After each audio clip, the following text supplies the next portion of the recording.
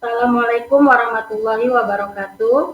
Saya Rizky Aulia Pane dengan nomor induk 213060211122, kelas 5B, Prodi PG PAUD STQ Paisiah Riau.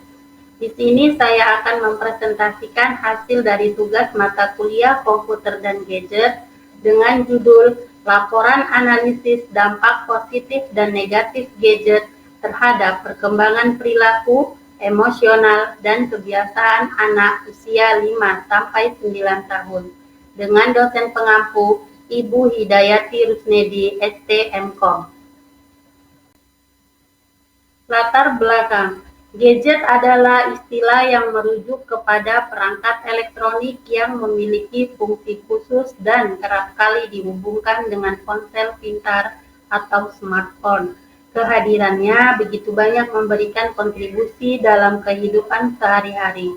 Perkembangan gadget sebagai alat elektronik menjadi suatu kebutuhan, sebagai media pencarian informasi, melakukan interaksi, mendapatkan hiburan, hingga untuk keperluan kegiatan berbisnis secara online.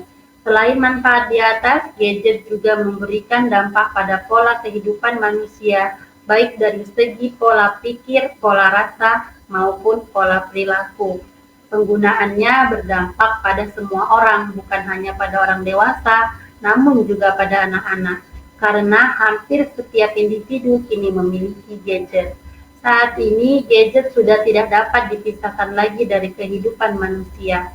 Namun, di balik manfaat yang dirasakan, terdapat juga dampak negatif dari penggunaan gadget bagi penggunanya jika tidak dikontrol. Dengan banyaknya fitur yang tersedia, juga bisa menjadi gerbang bagi anak-anak untuk mengakses banyak hal yang tidak sesuai dengan usia, sehingga dapat mengganggu perkembangan mereka. Fokus penelitian dilakukan melalui observasi perkembangan anak berfokus pada kebiasaan anak sehari-hari di rumah saat bermain gadget. Waktu pelaksanaannya dilakukan pada tanggal 17-19 Desember 2023 dengan tempat penelitian yang berada di lingkungan sekitar rumah tempat tinggal saya. Tujuan observasi dilakukan untuk mengetahui, mengkaji, dan menganalisis tentang penggunaan gadget, yaitu aplikasi dan intensitas penggunaan gadget serta dampak positif dan negatif terhadap perkembangan perilaku, emosional, dan kebiasaan pada anak usia 5-9 tahun. Metodologi penelitian. Subjek penelitian. Di sini, subjek penelitian terdiri dari 5 orang anak dengan rentang usia 5-9 tahun dan orang tua dari masing-masing anak. Dengan inisial anak dan orang tua yaitu RG berusia 7 tahun dengan inisial orang tua CK, AP berusia 5 tahun dengan inisial orang tua BC, VS berusia 9 tahun dengan inisial orang tua SK, KP berusia 6 tahun dengan inisial orang tua RV, dan MF berusia 8 tahun dengan inisial orang tua SP. Metode penelitian dilakukan dengan cara deskriptif kualitatif. Instrumen yang digunakan yaitu wawancara, observasi, dan dokumentasi. Berikut merupakan instrumen pedoman wawancara yang dilakukan peneliti kepada orang tua. Di sini berisi 5 poin pertanyaan dengan poin pertanyaan pertama, kenapa ibu memberikan anak gadget? Selanjutnya, sejak usia berapa anak dikenalkan pada gadget? Pertanyaan ketiga, apakah ibu pernah melarang anak bermain gadget? Pertanyaan keempat, bagaimana tingkah laku ataupun perilaku anak setelah diberikan gadget? Dan pertanyaan terakhir, bagaimana sikap ibu ketika melihat anak yang sudah kecanduan bermain gadget? Nah, ini merupakan hasil wawancara yang dilakukan peneliti dengan orang tua dari anak berinisial RG. Selanjutnya, merupakan instrumen pedoman wawancara yang dilakukan dengan orang tua dari anak berinisial AP. Yang ketiga, merupakan instrumen pedoman wawancara yang dilakukan dengan orang tua berinisial SK yang merupakan orang tua dari anak yang berinisial VS. Selanjutnya yang keempat yaitu pedoman wawancara dengan orang tua dari anak berinisial KP. Masuk pada instrumen pedoman wawancara yang terakhir yang dilakukan dengan orang tua dari anak yang berinisial MR. Selanjutnya, instrumen penelitian pedoman observasi yang dilakukan peneliti terhadap 5 orang anak. Pada instrumen ini berisi petunjuk lembar catatan observasi dibuat untuk mencatat observasi hasil pengamatan oleh peneliti terkait dampak penggunaan gadget pada perilaku emosional dan kebiasaan anak dengan cara memberi tanda checklist pada salah satu kolom penskoran yang sesuai. Deskripsinya yaitu skor yang pertama berarti tidak dilakukan atau tidak dialami, skor yang kedua kurang dilakukan atau kurang dialami, skor yang ketiga sering dilakukan atau sering dialami, dan skor yang keempat selalu dilakukan atau selalu dialami. Nah, ini merupakan tabel dari rekapitulasi hasil observasi yang dilakukan, berisi 25 poin pertanyaan, yaitu yang pertama mudah lelah dan sulit tidur, selanjutnya kurangnya konsentrasi saat belajar, pertanyaan ketiga bertutur bahasa sopan, pertanyaan keempat bermain game online, pertanyaan kelima mudah pusing dan merasa sakit pada mata saat bermain gadget, pertanyaan keenam menonton video edukasi, pertanyaan ketujuh lebih suka bermain gadget daripada membaca buku. Pertanyaan ke-8, merasa gelisah jika tidak bermain gadget. Selanjutnya, menonton video di YouTube Kids, menonton video di aplikasi YouTube tanpa filter, kemudian menggunakan aplikasi TikTok, menggunakan aplikasi Facebook untuk menonton video. Pertanyaan yang ke-13, menggunakan gadget lebih dari 2 jam dalam sehari. Selanjutnya, menggunakan gadget untuk mendengarkan lagu anak. Selanjutnya, lebih suka bermain gadget daripada bermain dengan teman sebaya.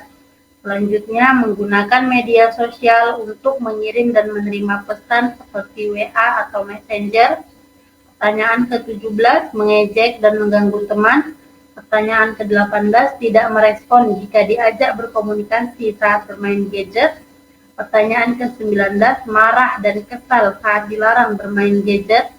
Pertanyaan ke-20, malas belajar. Selanjutnya, pertanyaan ke-21, tidak peduli lingkungan di sekitarnya. Pertanyaan ke-22, menggunakan gadget untuk belajar. Pertanyaan ke-23, meniru kata-kata kasar dan adegan perkelahian. Pertanyaan ke-24, bermain gadget dibimbing dan diawasi oleh orang tua. Dan yang terakhir, keterampilan dan kekreatifan meningkat setelah bermain gadget. Masuk kepada slide selanjutnya, yaitu analisis kritis.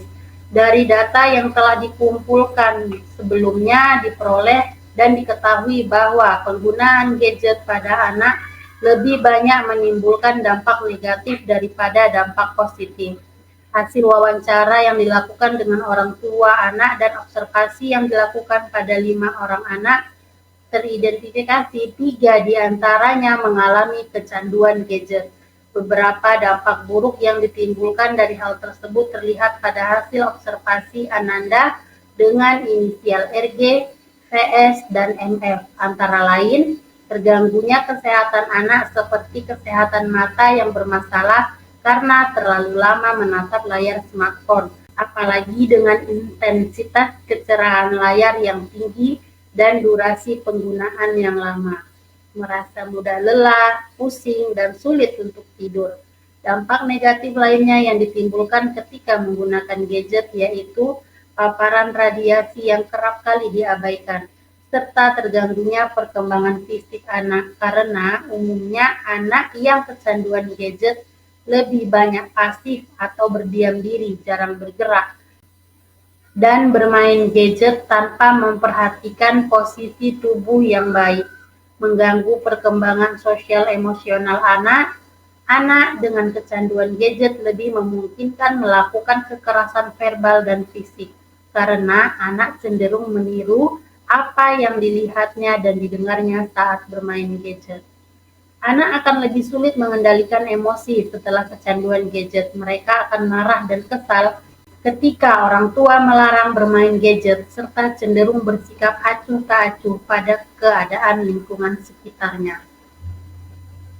Pada slide selanjutnya, dampak positif penggunaan gadget akan tampak jika dibarengi dengan pengawasan dan bimbingan yang tepat dari orang tua.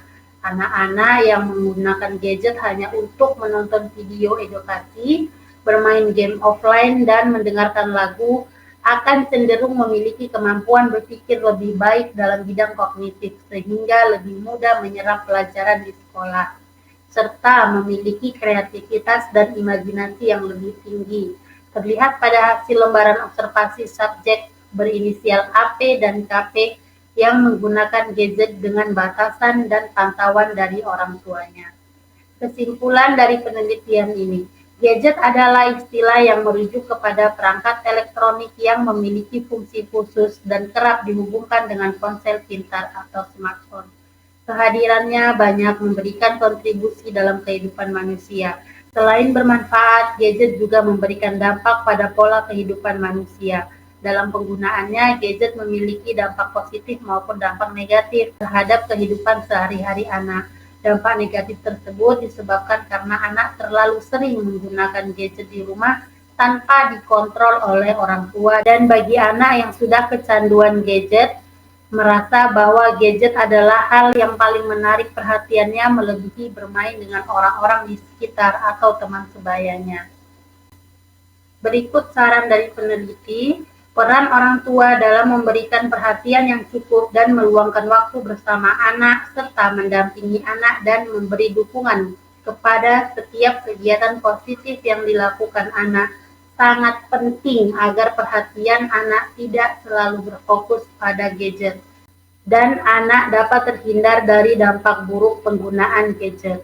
Untuk meminimalisir dampak negatif penggunaan gadget pada anak, sebaiknya pihak orang tua diharapkan dapat lebih mengontrol dan mengawasi anak ketika sedang menggunakan gadget di rumah, dengan memberi batasan-batasan waktu penggunaan gadget dan membatasi situs apa saja yang boleh dan tidak boleh diakses oleh anak, serta memberikan kegiatan-kegiatan lain yang lebih bermanfaat atau yang memiliki aktivitas di lingkungan agar anak mudah untuk bersosialisasi dan mampu mengalihkan perhatian anak untuk bermain gadget.